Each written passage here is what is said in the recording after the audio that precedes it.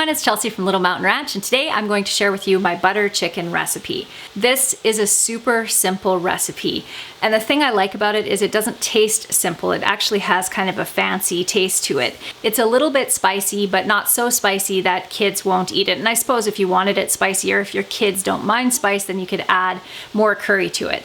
With most of my recipes, you can substitute pretty much everything in there, and I'll give you some examples as we go through these ingredients of different substitutions that you can do. This recipe that I'm going to share with you as far as the quantities can feed up to 10 people. The nice thing about this recipe is it does freeze really well, so you could make a large batch like this and then freeze it in smaller containers for future use. So what you're going to need is 3 large chicken breasts, and I can't show those to you because they are already frying. You can hear them in the background frying in butter, which is the other ingredient you're going to need. I use about 1/4 cup of butter. You could use a little bit more. Onion, and I have red onions available right now, so that's what I'm using, but you can use red or white. Some type of tomato sauce. This is my homemade spaghetti sauce, but you can use just canned tomatoes, store-bought tomato sauce, whatever it is you have on hand. I'm using 2 quart jars of sauce. You're going to need chili powder, Garamasala, and all of mine have other labels on them because I just reuse these. I don't even know how many years I've had these, probably 10 years. Cumin, salt, and I don't have my pepper. Pepper and cream. And I'm trying to think, is there anything else? Oh yes, and ginger. Now the nice thing about this recipe is, like I said, you can substitute different things. So if you don't have chili powder, don't worry about it. Just add a little bit of extra cumin and maybe some paprika. If you don't have garam masala, don't worry about that. The one ingredient that you are gonna wanna have for it, for sure, is curry powder. I don't think there's really a lot of substitutions for that. I mean, you could use curry paste instead of powder. And then the other thing that tastes really good with this, you could serve this over rice or over quinoa if you wanted, or you can use naan bread. I'll show you what this looks like. So this is an Indian flatbread, just like this. I actually have a really good recipe for naan bread, but I do not have the energy to make homemade naan bread tonight. So store-bought naan bread it is. If you don't have heavy cream, you can also use coconut milk, and that would make it taste really nice and kind of a little bit more Thai. What I'm doing right now is just frying up my chicken breast, and I've just cubed it. I'll show you what that looks like. Just like that. So I'm just going to cook the chicken until it's cooked through. You don't need to brown it, just cooked through. You want it to stay kind of juicy. Oh, one of the other ingredients that I don't have, but I personally think tastes absolutely delicious, is cashews. Towards the end of the cooking process, you can add in a cup of cashews, and it's so good. But I don't have any today, so I'm not going to be adding those. In my last video where I shared with you what I'm going to be planting this year, I mentioned that I was waiting for a package in the mail from a subscriber who was going to be sending me some seeds. I went to the mailbox today and picked up that package, and I wanted to share with you what she sent because I'm really excited about these seeds. Most of these plants I've never grown before. Her name is Guinevere. Isn't that a beautiful name? And she is from Montreal. She sent me a letter, and then she actually wrote down, you can see this, she wrote down all of the seeds that she sent me, which she also labeled on each package, and then told me something about each of them, and then also sent me a photocopy of the original packages that they all came in. I appreciate that effort so much. Okay, so now I'm going to share with you these exciting things. Dakota black popcorn. Look at these. Isn't that beautiful? Really excited to try that. Montreal melon seeds. She tried to send me seeds that she thought would grow in our area, so I'm really excited about growing melons. I haven't been able to grow melons since I moved from the Okanagan. Triamble winter squash, and inside of these little packages, she drew flowers on them. Oh my goodness, I love stuff like this so much. Black crim tomato, excellent slicing tomato. And most of these seeds are actually saved from her garden. Principal Borgasi tomato, traditional drying tomato. I don't know if anyone else can read this and pronounce it, but I can't. Apparently it grows kind of in sections similar to an orange, and she says here that you can break off the lobes to eat on the go, leaving the remaining cluster intact, which is so cool. This is one I'm most excited to try.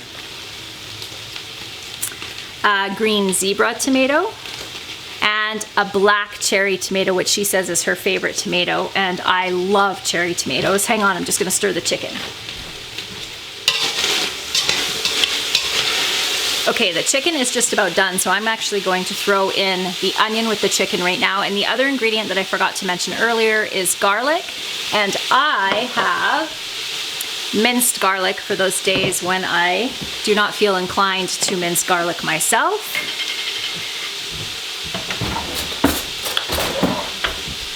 So I'm going to throw in the onion and the garlic. And I put in a heaping teaspoon of minced garlic. Now that those onions are softened, I'm going to add in all my seasonings, and I'll show you that.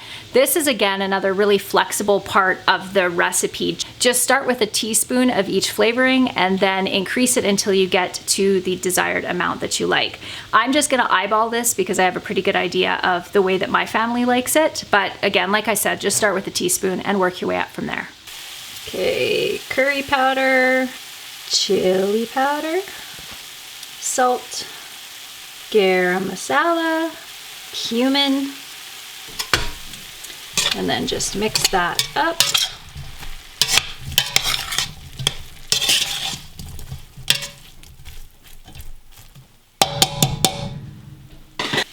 And then add your sauce.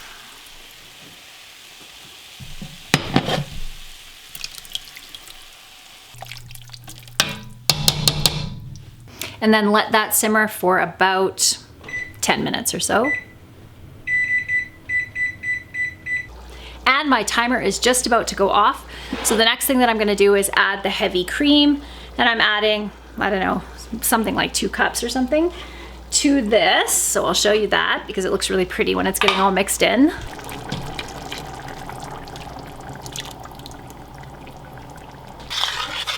I know. Maybe.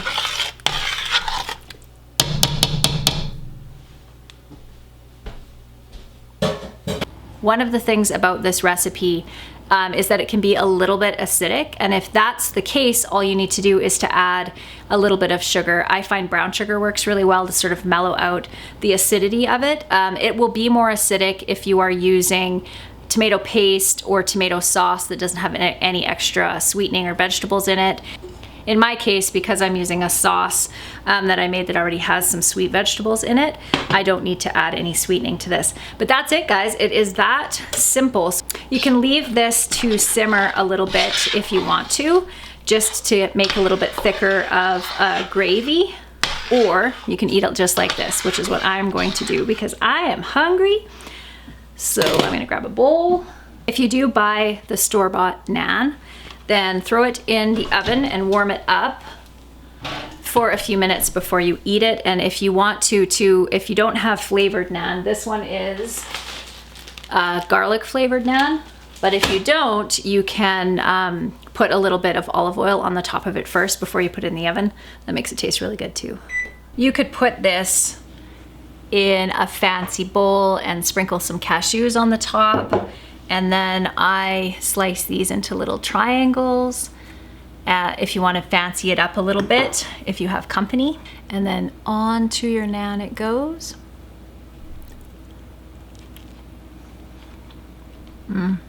This is my favorite thing to eat. I have lots of favorite things, so this is one of my favorite things to eat, but it's so easy. It takes 30 minutes to make. It tastes delicious, it's healthy, and I bet you almost everyone in your house will like it. And it's also fancy enough that it can be fed to company. So in my opinion, it's pretty much the perfect food.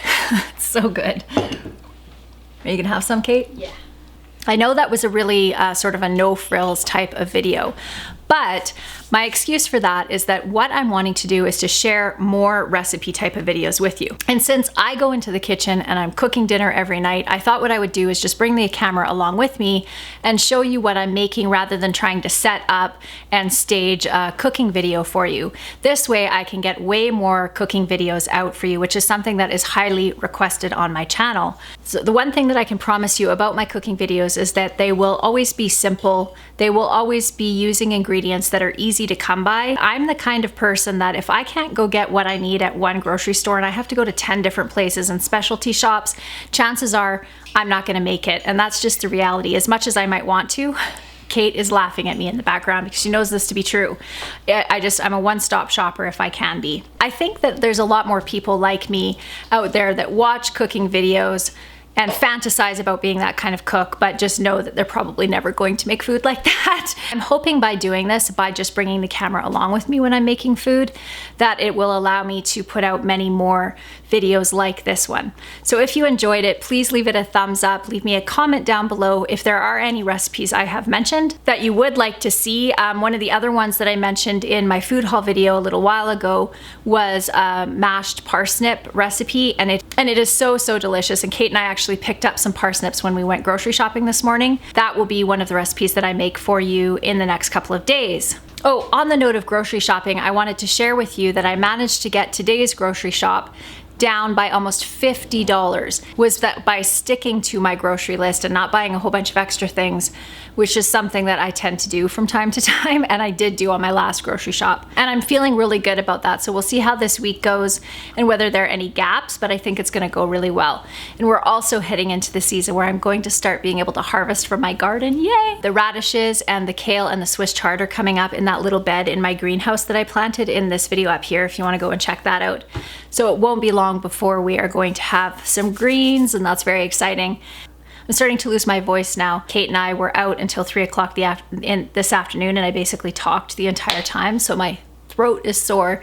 Time to turn this video off and make myself a cup of tea. I hope you all have an awesome couple of days until I see you again. Bye everyone.